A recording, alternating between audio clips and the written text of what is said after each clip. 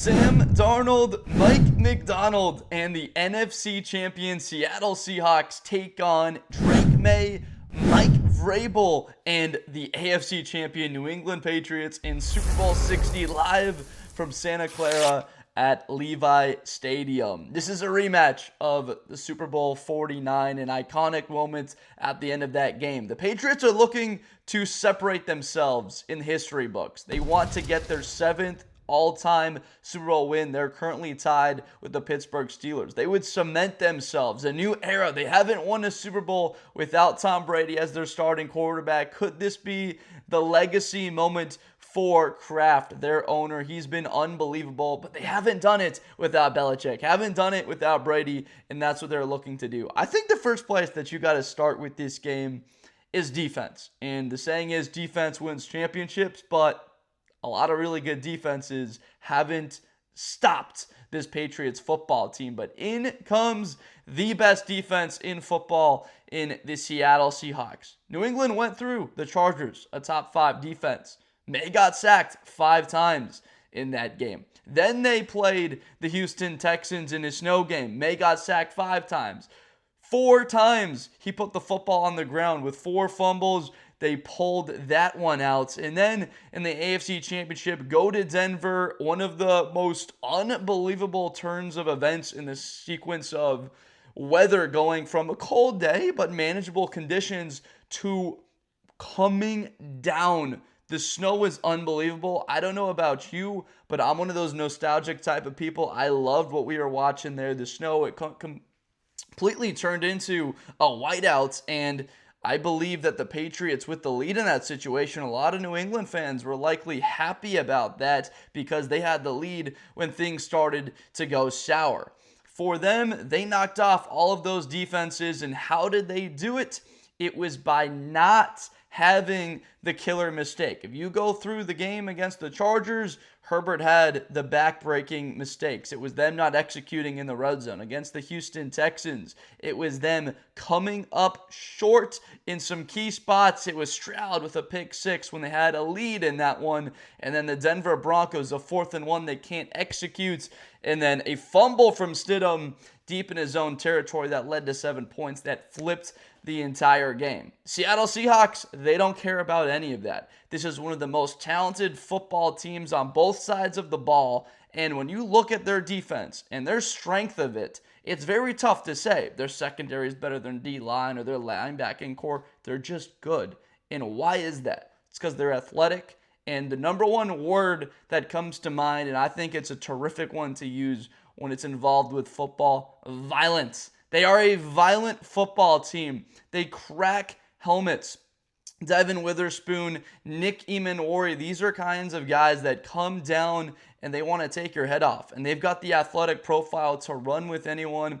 At the wide receiver position for New England, my knock against them the entire season is this is an elite group. They don't have a dominant guy, a threat there that is just going to win every single one-on-one matchup that he's got. Seattle, they have one of those, and Jaxon, Smith-Njigba. A lot of teams in the league have a number one. You go look at the Texans in Nico Collins. He had been that guy for Houston, wasn't on the field playing the Patriots. That's something interesting to consider there. And then you look at their most recent matchup against the Broncos, and those conditions didn't really have to stop a vertical passing attack and their quarterback, Bo Nix. So I'm not here to make any sort of excuses for a team. You play who you play, but New England, no starting quarterback for Denver. And then against Houston, they don't have their top wide receiver.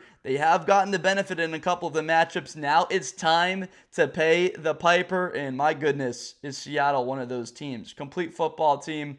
I thought that game against Los Angeles truly would determine which team was better. The way the first 2 games played out, unbelievable finishes to both.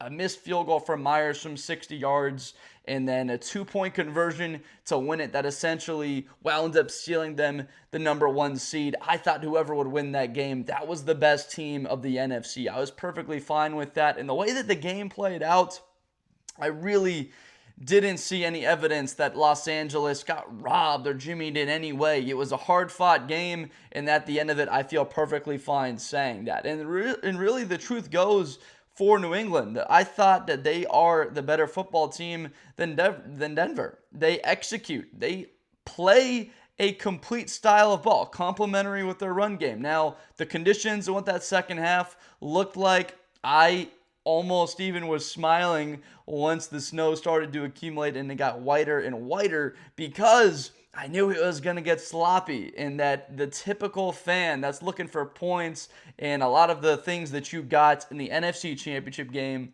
I knew that was going to be coming to a screeching halt. Didn't think that this game was going to get more than 20 points. My prediction was that the Patriots would win 19-16 because I thought they would get to Drake Maye 4 or 5 times. They sacked him 5 times. He has been sacked in 5 times of each of the playoff games, so that is the number one comparison of what we're going to look at between these teams. Seattle protects their quarterback far better than the Patriots do. That is by far the biggest weakness for the Patriots. It is a fatal flaw, and I truly believe that, because they've given up 15 sacks in the postseason with those 5 sacks they've given up in each of the 3 games. They were really fortunate that there were no turnovers in the game against Denver, and that's really what wound up deciding the entire thing. And just for a little segue, my goodness, what are we doing? We got a 46-yard kick, 5 minutes left, a chance to tie the game, and they don't use a timeout. They don't decide, okay, we're going to bring out 5-6 of the biggest players we've got, get those cleats, those 15-size cleats, and clear the field for this kick to tie the game, and they just roll ahead and kick that field goal in those conditions. You knew he was going to miss it. It was just horrible setup that they didn't take a timeout. So Sean Payton, not at all his best coach day overall. No ingenuity coming up with something like that. I don't know what they thought was going to happen. That he was just going to split that through the uprights, maybe. But wound up being New England. I feel like that this is the team that should be in this situation. If we had a backup quarterback playing against Seattle, I think that line would have been about -7.5, maybe even more than that, no matter how well the Broncos defense has played this year. Now, the line right now currently sits as -4.5 for the Seahawks. That seems to be about right. This team, like I talked about with the lack of a true weakness, the biggest thing that you noticed against the Rams in the NFC Championship game, not really running the football all that well. Less than 3 yards a carry, only 75 rushing yards. It's been such a strength for them throughout the season. That backfield, that duo between Charbonnet and Walker, and how they complement each other so well. Without that, it feels like they are really going to struggle to run the ball against New England. And these Patriots, they have been incredible stopping the run in the playoffs. Nobody has run the ball better for 3.3 yards a carry. And the fact of the matter is Denver ran the ball better than the Chargers did or the Houston did, and they had a total of 79 rushing yards. So I think that we're going to be in for a game where Seattle runs the ball for something like 85 yards on about 30 carries. And I know this is what most people say with these types of games, but it comes down to the mistake. And that's what wound up deciding Super Bowl 49.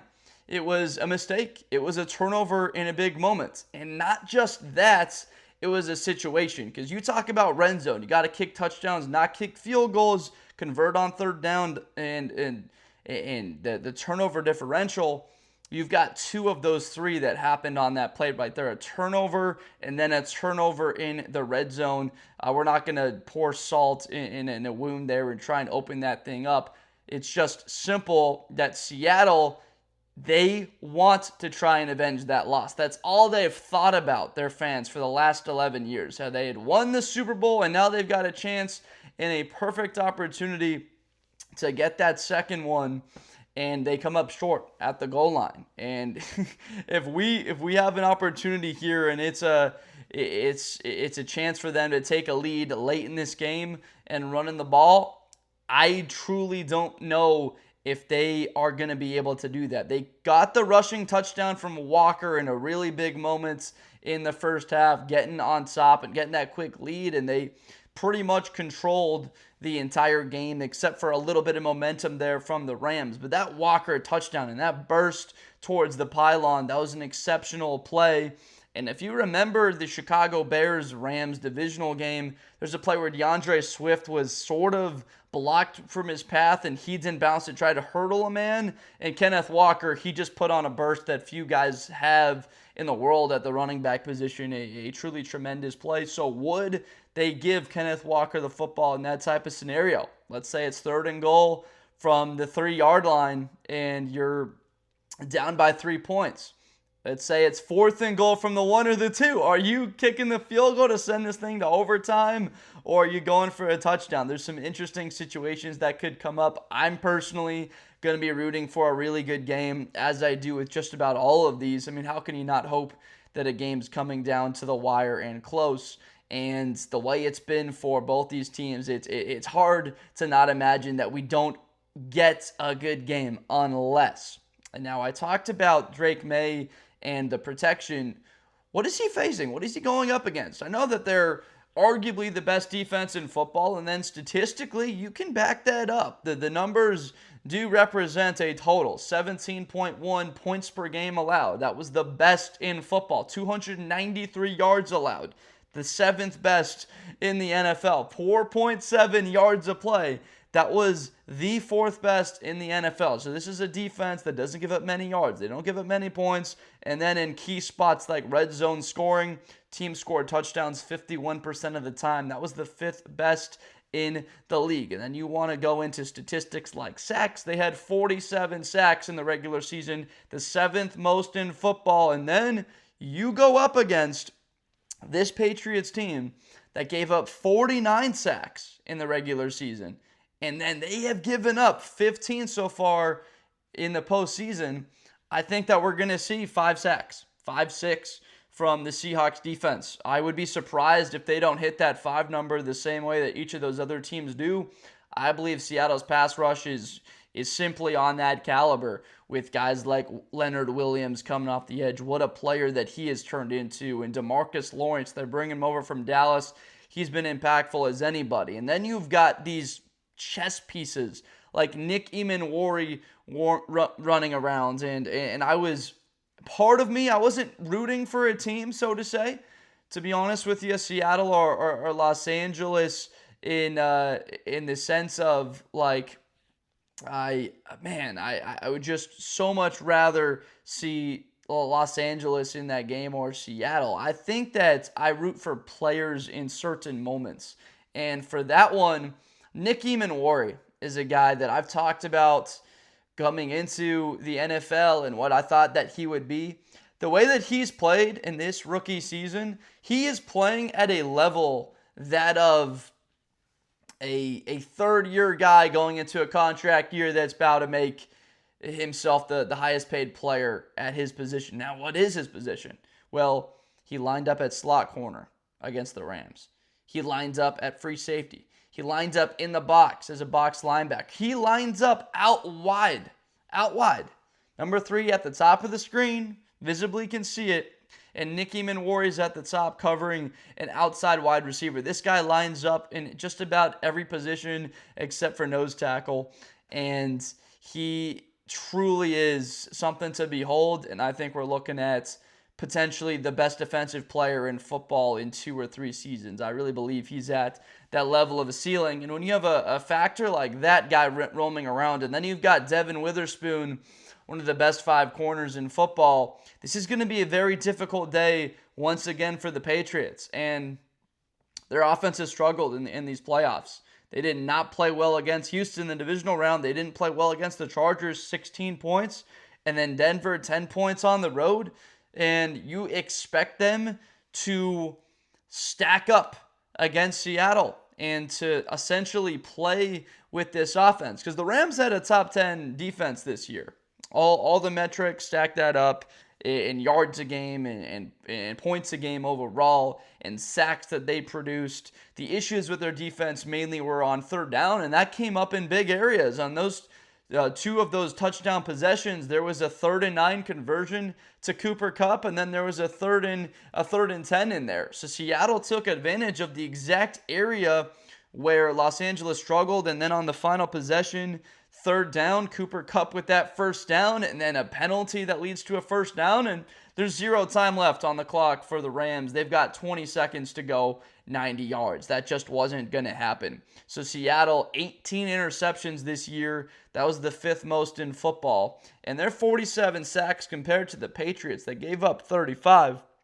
If you're a Patriots fan, think of 12 more sacks this season. Think of 8 more picks and what your year would have looked like. You went 14-3, and overall right now, a 17-3 record. Think of what 8 more takeaways, 12 more sacks would do to your football team. We'd be looking at New England potentially being undefeated. They surely beat the Raiders if you have a total of 3 more sacks or 2 interceptions in that game. So you're just looking at a really good defense in New England, and then they're facing a squad in Seattle that's what they do and a little bit better. And there's some injury concerns here on that side of Harold Landry. He didn't play in the AFC title game. I was fully prepared for him to go, and him not being available, it wasn't a massive loss because, again, the conditions impacted the style of the game. Stidham, he had a very good start with that second drive. The deep ball looked fine early, and then he looked a lot like a backup quarterback. Unsettled feet in the pockets, not throwing the ball well, timing off. His ball placement behind a lot of wide receivers, erratic throws, so his accuracy not good. He simply did not play very well, and you compare that to May. I mean, May was 10-21. He had 86 passing yards. It's not as if he needed to do much of the production-wise. They had 141 yards on the ground and were able to sort of salt the game away clock-wise. And that reminds me, there was a play call where they had May just roll to the right, throw the ball out of bounds. I was like, why in the heck are we doing that? Keep that clock running. It was with, I want to say like 6:30 or so, 7 minutes left in the game, and he rolls right and throws the ball out of bounds. Keep that clock moving in that situation, especially when it looks like there's going to be limited possessions and teams aren't going to score. In that fourth quarter, you've got a lead. You want to keep the clock moving there. So that's simply an advantage. I really believe it is. The comparison of quarterbacks, that's a fascinating one. And I think that you are looking at 2 quarterbacks that are even on that plane. The way that Drake Maye has looked in his second year, I believe that he right now is just about as good as Sam Darnold. And that's from an athletic profile. What he can do in extending plays, he's as good every bit as Darnold, if not better. Accuracy-wise, he's simply been better this year. Completion percentage, not turn the ball over as much as Sam has. But Sam, in the biggest game of his entire career, 346 yards, 3 touchdowns, no turnovers. No turnovers, 3 touchdowns, 350 yards. Unbelievable stuff. And for him to come into this next game against this New England team, essentially with that chip still on his shoulder, you could almost see it when Michael Strahan talked to him in that post-game, the George Halas Trophy celebration. You can see it's like, I don't care, it's about me and the guys in this locker room. You can tell how badly he wants this. And I've talked about this entire year, and when I met Sam in the offseason, there's something to this guy. You know, going to USC and that school and playing quarterback there, you got to be a very confident guy to play quarterback for the USC Trojans. And he had a very good college career.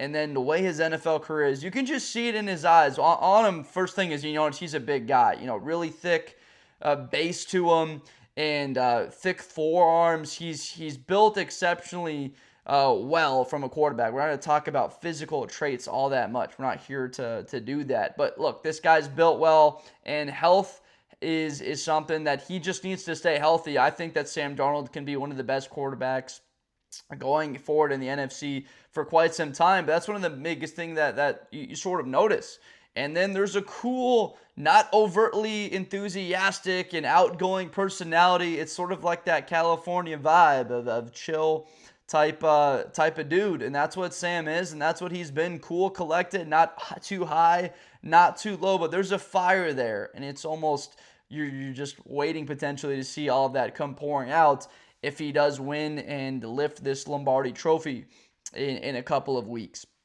So in order for him to do that, it's replicating his performance against LA and then what he did against San Francisco. You can't turn the ball over. I really believe the quarterback that makes more mistakes, just like it has been throughout this postseason. If you look at key moments in all of them, they've been decided by turnovers. The Rams, they have a chance to have the ball up by 4, chance to take the lead in the second half, and you have the muffed punt return.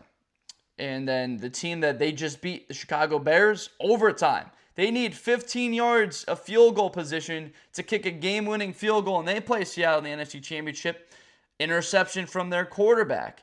You go into the Bills-Denver game. Josh Allen, he throws a pick. The round before that against Trevor Lawrence, he throws an interception against Buffalo and a chance to tie the game. So all of these turnovers, and then got to throw in C.J. Stroud, Justin Herbert, and the takeaways they had in their losses to the Patriots. So all of these games, ultimately, you're seeing them be decided by teams and their quarterback specifically, except for the Los Angeles example. Stafford played spectacularly, 374 yards, 3 touchdowns, a 128 rating. He was really good. The quarterbacks were unbelievable in that game. But they're being decided by interceptions, by guys trying to play a little bit of that hero ball, and I don't think that that's needed from either of these quarterbacks. Their rosters are good enough, their defenses are good enough, that scoring 30 is going to be very difficult. Hard for me to see the Patriots scoring 30 against this defense, and it'll be very difficult for the Patriots to put up 30. And we're all being honest here, this Patriots receiving core is not as talented as the Rams. They don't have a Smith-Njigba. Their number one is Stefon Diggs, who has been good. But Stefon Diggs is no longer a top 10 wide receiver in the league. And then you would probably say their number two is a combination of Hollins, Henry, or Boutte. Like, you make your decision. That's like 2, 3, 4, interchangeably 2A, 2B, and 2C for those guys behind Stefon. Whereas you got Devontae Adams and Puka Nacua that clear that, I would say, reasonably well. So that gap in talent that Seattle now is facing, I believe that's an opportunity for them to get ultra aggressive. With those wide receivers and Devontae Adams coming alive in that champ game, you could feel that this was a different type of roster compared to San Francisco. San Francisco, in their 2 games that Seattle has played 3 NFC West teams in their last 3 games, it was San Francisco twice, who totaled, what'd they total? They had 6 points. And in those 2 games, they couldn't score. They couldn't move the ball.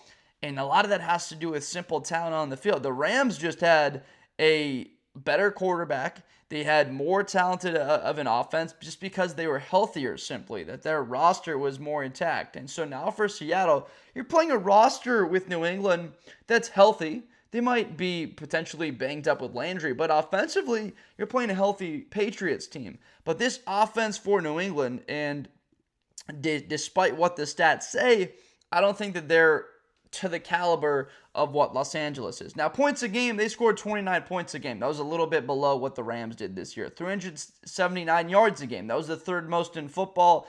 Time of possession, a little bit over 31 minutes. That was the 6th best in the league.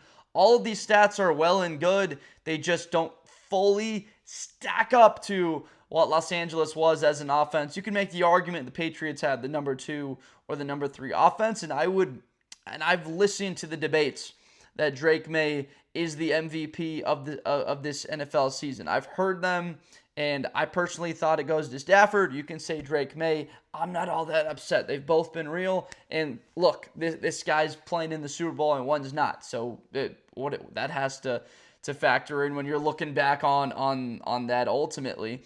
But at the end of the day, The Rams offense presents more problems than what New England's does. This offense is explosive. They can hit those plays downfield. They've got a running back core. These two guys with Stevenson and Henderson, they're everything that Walker and Charbonnet are. They really are. Henderson, he's got that Walker home run ability. Stevenson, a little bit bigger. He can be that bruiser guy.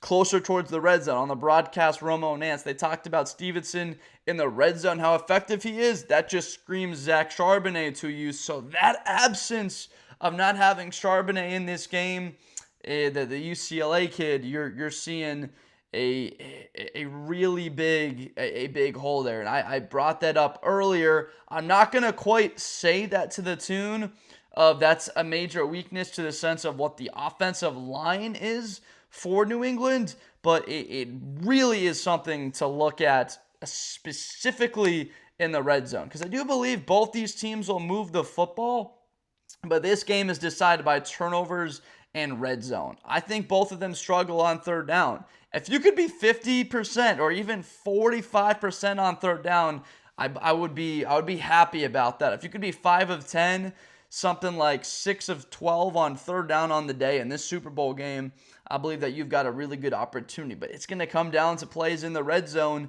and which quarterback winds up making the mistake. Now, an advantage for the Patriots is their quarterback, Drake Maye, and his athletic profile. I talked about Darnold. He can move well enough. But Maye, in this postseason, when they've needed a big first down, he's gotten it and more. And the biggest play against the Chargers arguably was the 3-3 game. He goes and scampers for a big chunk. They're going into half up 6-3, feeling really good about it. And then against the Broncos, a big 28-yard run. And then third down. Denver could get the football back, maybe send this game into overtime. Play action call from Josh McDaniels. Roll out your quarterback. If it's not there downfield, keep it and run. And if it's fully cut off, make sure you slide and get down. Don't go out of bounds to stop the clock. Drake Maye's got the lane, and him going out of bounds, it simply just doesn't matter. Once you have that first down and it's 2 minutes, the clock's just, you can just knee that easily 3 times. So it didn't matter that he went out there. But that's what this guy is. This profile as a runner, he had 10 carries for 65 yards. So I believe that his legs are going to be a key factor. Players like Thomas, like Ernest Jones, Emmanwori, as I mentioned, and their ability in that box and maintaining, that's something that they need to maintain, is that gap integrity is so important. Maye attacks the middle even a little bit better, and I loved when Romo brought this up, because it's so different when you can attack and hit the middle of a defense, because those guys often, they try and get around those linemen. If you're a speed and you're a finesse defensive lineman, and your powers are more so in your legs, and you're a faster guy getting to the quarterback and you win with speed, that's amazing. A lot of excellent players like Micah Parsons do that in this league. But typically you're going to bend towards the outside, which opens up the middle a little bit more. So that's really why defensive tackles and their ability is so important. Byron Murphy, he might be the second most important player in this game in keeping the run game contained and keeping that middle plugged so that Drake Maye just isn't able to scamper up the middle. So a guy that I love for the Broncos, like Zach Allen, is an excellent player like that. They had a historical defense this year, 68 sacks in the regular season. That was the 5th most in NFL history. The Broncos were unbelievable at that, but they lost that integrity in Seattle. You know McDonald, he's going to try and take that away. Are they going to be doing something to the extent of a quarterback spy? I believe we could wind up seeing that on a third down.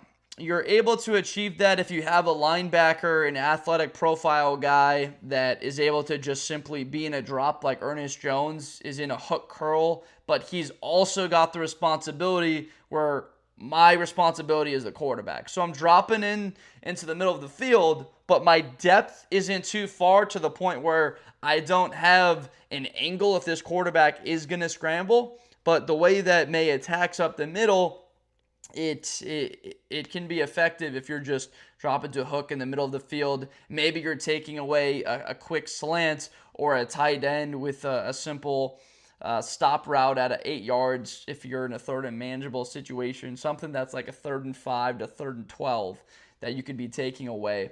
So that's a guy in Jones that I'm looking for, and then Emmanwori. I mean, we're gonna probably do too many talks about that guy in the future. It's just he's a rookie. Rookies just aren't supposed to play at this level. It's incredible. But the next thing that I got to address here is special teams.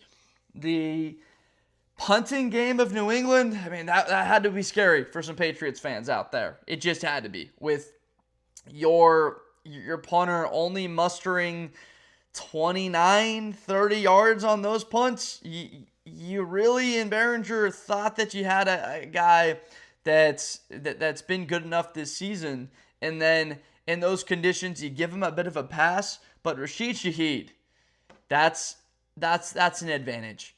This guy has changed a couple of games, and which games have they been? It was the Rams that won them the 1 seed, and then the game that they won against San Francisco, they won the game on the opening kickoff. And Rashid Shaheed takes it to the house. He can change the game. And their opening possession, they hit the bomb to Shaheed down the field. I think it was a 3rd down.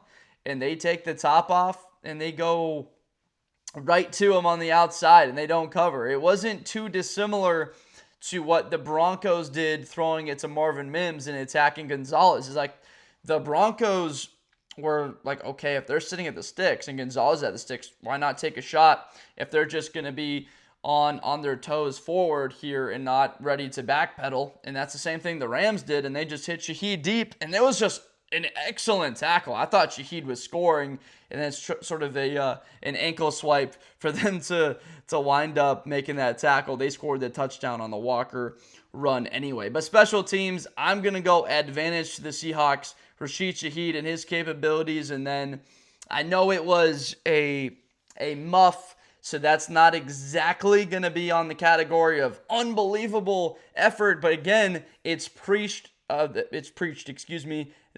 for effort to be around the football, be right there. On the first muff, I actually don't remember the player that was by it, but he went to the side of Smith. If you're right there in front of the guy and he muffs it, he's able to jump right in front of it. And you see guys right around the punt returner all the time. They're like face to face with them, except he was like over here off to the side. The ball comes this way right in front, and then Smith is able to just jump right on top of it. On the second one, that winds up getting muffed, they're able to jump on top of that. So that's just an interesting thing.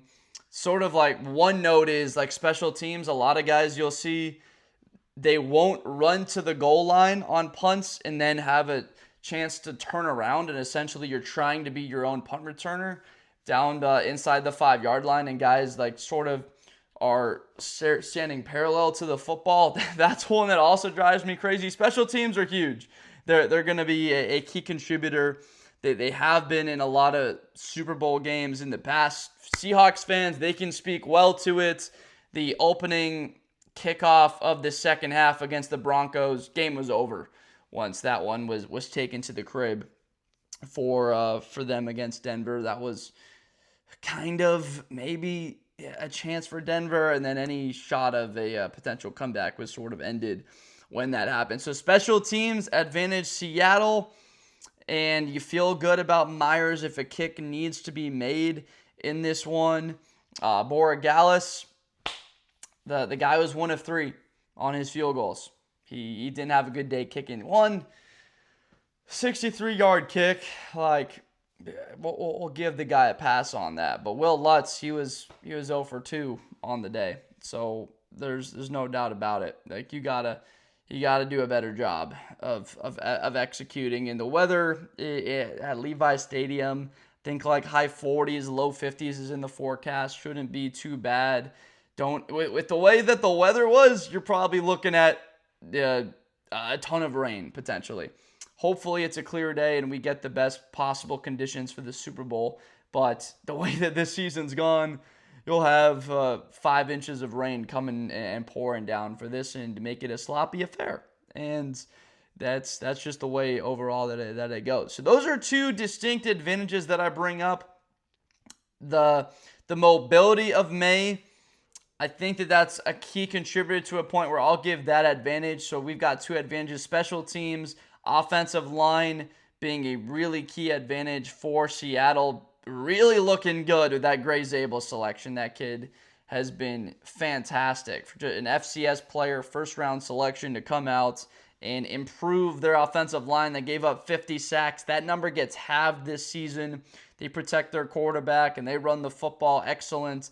And then New England, this team went 14-3, 17-3 overall currently, made the Super Bowl, and their quarterback has been sacked, 62?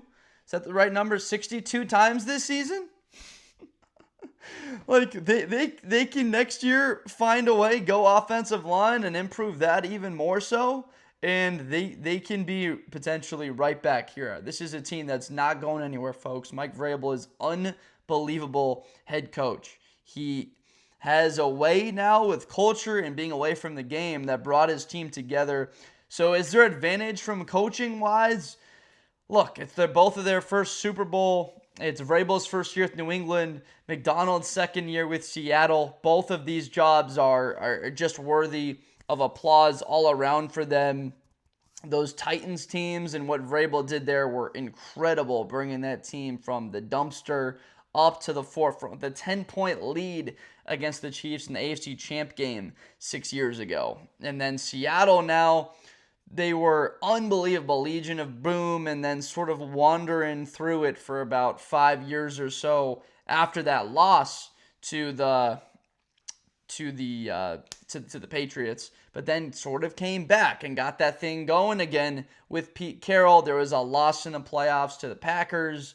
I want to say either the divisional round or the wild card round. There was a loss to the Rams at home during COVID, and now you've got this team back to where they were essentially a decade ago. And with the longevity, guys that I've mentioned, Williams, Murphy, Witherspoon, Woolen, Emmanwori, like this defense is a Legion of Boom 2.0. It's official. They're back to the Super Bowl.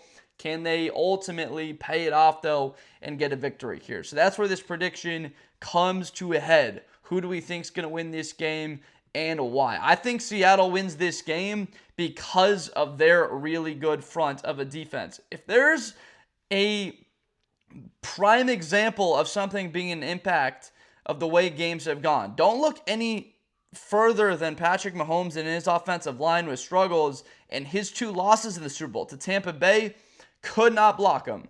They could not block that front. And then this past year against Philadelphia, it was over. The game was over at halftime. For Seattle, this front is dominant. They're excellent. They get after you. They're multiple. They don't have to blitz. They can get home with 4 guys because they're that good, and their secondary's so good in the back end with physical-wise, where they're able to come up to the line of scrimmage, get hands on you.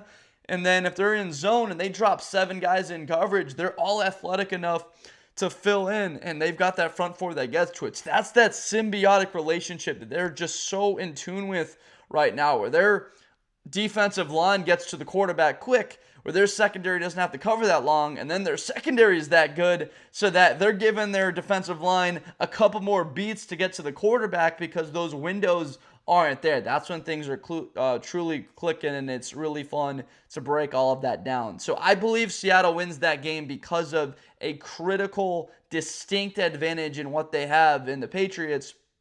5-6 sacks incoming. Do they lead to a crushing mistake that Maye possibly makes? The answer for me is yes. I see one of those in his performances again in the postseason. They haven't been to the tune of what he's looked like in the regular season.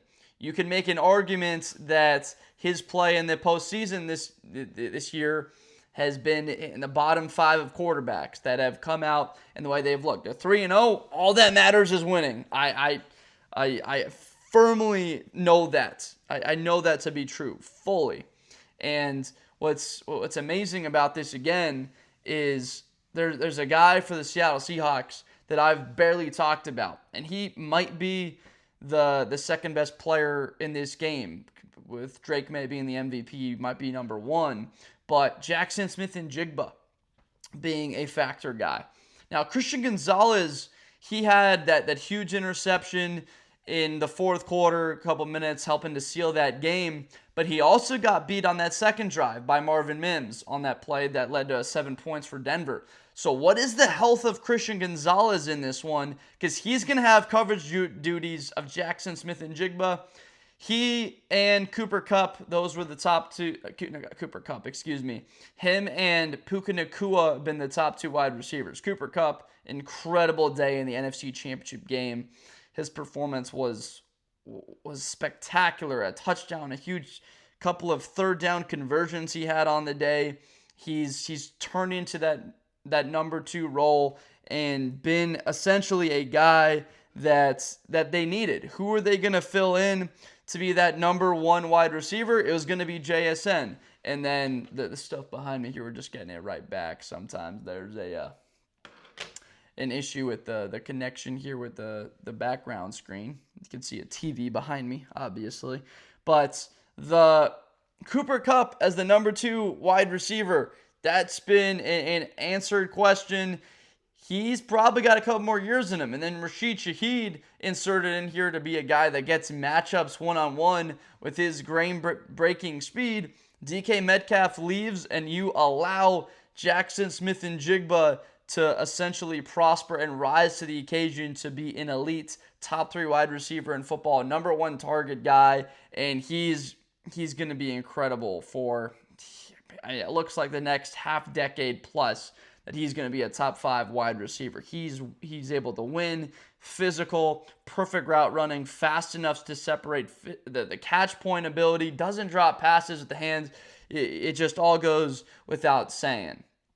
So the Patriots in their secondary with Gonzalez, if this was a fully healthy Christian Gonzalez, I would say yes. This is the match. I'm still fired up about that matchup, seeing Seagons go up against him. But then again, how does it truly go if he's able to go one-on-one? Up front, Milton Williams. That's another name. I can't talk about everybody. I mean, this is about an hour preview that we're doing. We could talk about this matchup for 2 days. Could talk about for 50 hours. But Milton Williams, he was a Super Bowl champion a year ago. Got a chance to go back-to-back with different teams. He has been the most impactful player, I believe, on that Patriots defense. The way that he has played in the interior there and continued to be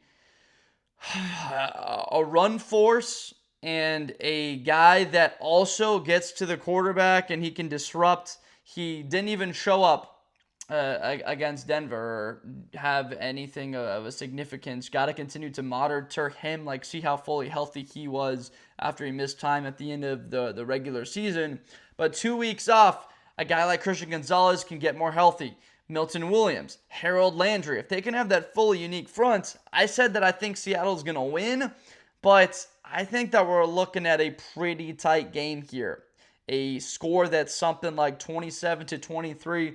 This Patriots offense with May, they're too precise. He's too accurate. His dynamic as a mobile guy, and then this running game with Henderson, he's got the ability to break one. Haven't really seen that from him as a late, but it's there. It's ready to pop at any second to go. So that's a possibility for him. The same way that it is for Kenneth Walker, but his 4 touchdowns over 50 yards this season, and truly a home run threat and a home run pick for New England to take him, just like Will Campbell at pick number 5. That's a home run. He's going to be a great player on that left side, protecting the blind side of Drake Maye, I have no doubt, for the next decade plus.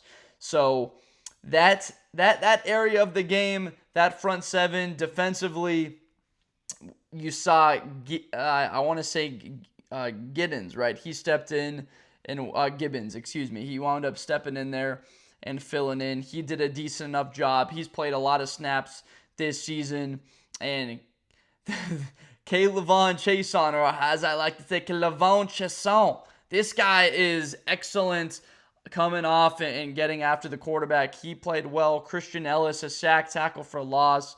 But Jaxon in his role with the Landry injury now, if he's available, not 100%, he's got to make some impact plays. It's just got to happen. Christian Barmore, another guy up front, he had a sack against the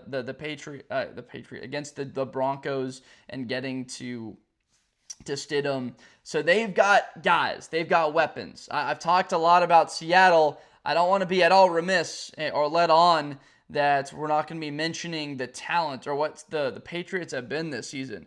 I think the Patriots have been the second or the third best football team in the league. And talent-wise, they stack up excellent. I just think that Seattle in this specific matchup, with what they have and advantage-wise, winds up being major enough to potentially make this a two-score game. So I said I think maybe 27-23. I'm actually thinking more along the lines of 27-17, 4.5 point spread. I think you need a little bit more points when there's that advantage. Now, I want to hear from you down below. Let me know in the comments who you think wins this game. Is it New England? I want to hear from you and what I'm missing. And I'm sure a lot of that talk is going to be May MVP and the way that he's played. But my immediate argument to that is, look, you're going to say the struggles he's had the last 3 weeks are against really good defenses. We went through all of that. But look, Seattle's as good as all of them.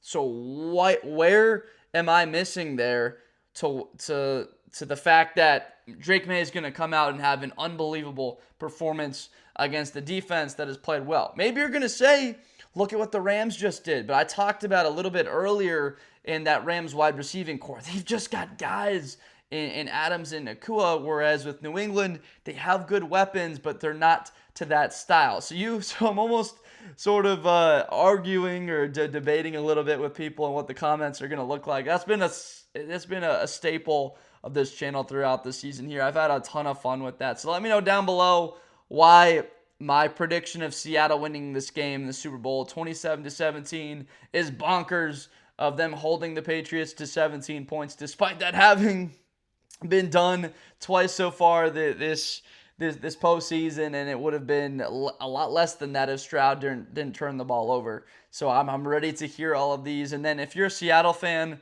why you think that they should win by more. I just have so much respect for Vrabel's defense and how they performed throughout the season. And the 17 margin and what the Patriots have done, predicting them to have 11 points less, that is relatively bold. But then again, that's what Seattle's been about averaging. I think that it's a little bit more bolder to go with Seattle scoring that many more points than the Patriots that have given up 17 points a game this whole season if you count the playoffs. So there's a 10-point differential there. It's like New England scoring 28 or so points a game to them scoring 17, and then New England's only given up 17 points a game overall throughout the whole season, and now you're saying that they're going to have an opponent drop 27 on them. So I understand, but that's the nature of these types of games. But we're gonna be confident in this pick. I believe in that.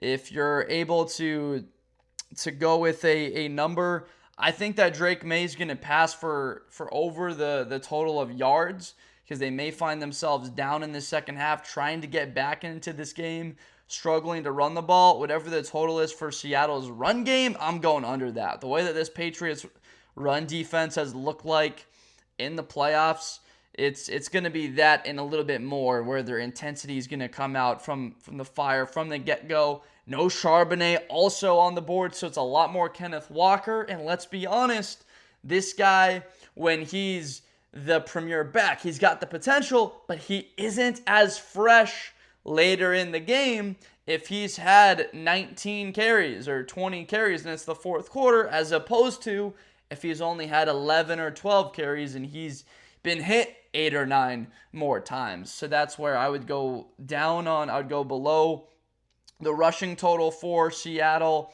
I would go above on the total for New England because they may be trailing. The sacks and third and long often in this game, struggling to get into third and manageable. Thank you so much for watching. It has been such a pleasure this season making these videos and interacting with all of you guys.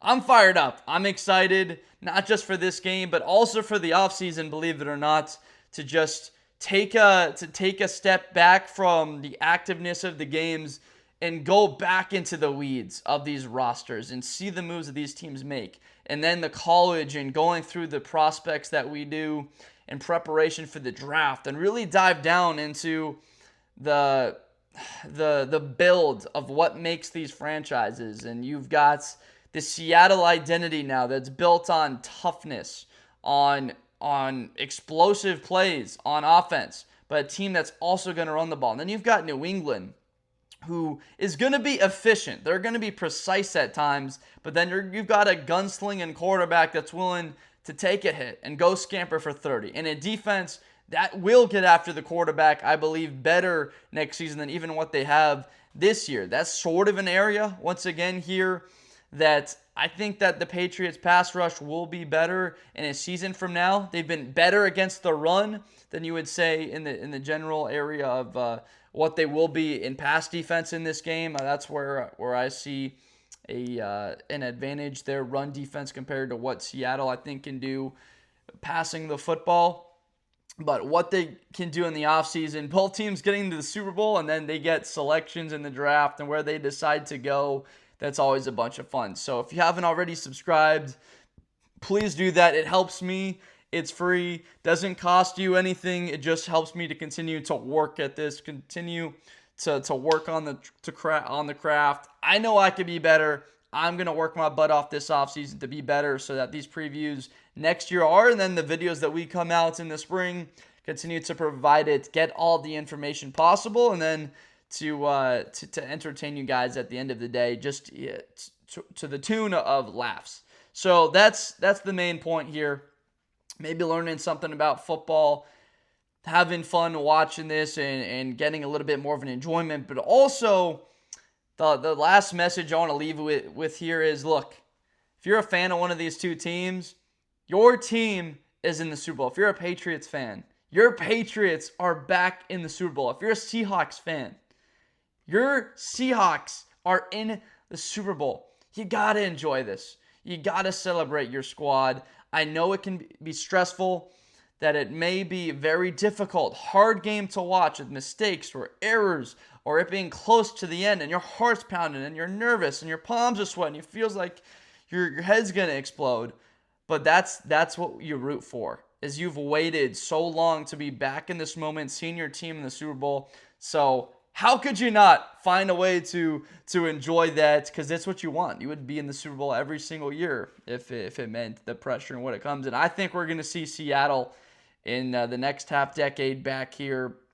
Very likely. I think the same thing for the Patriots and what they can do, where this roster is headed, and these two brilliant head coaches with a lot of great coaching ahead of them. So thank you so much for watching. I've appreciated you throughout the entire season. We're getting set for this one, the offseason after that. Thank you so much, and I'll see you next time.